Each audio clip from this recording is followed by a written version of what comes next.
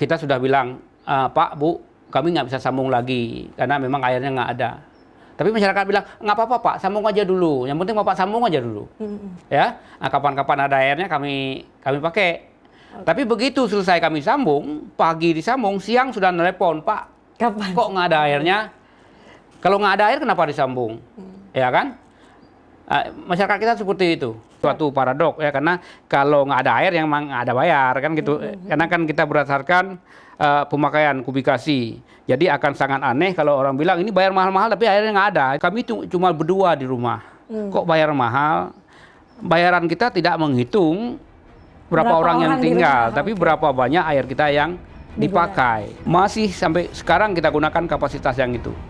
Jadi bayangkan kapasitas yang diperuntukkan untuk tahun 75 mungkin untuk tahun 80-an masih kita gunakan saat sudah tahun 2024 sekarang.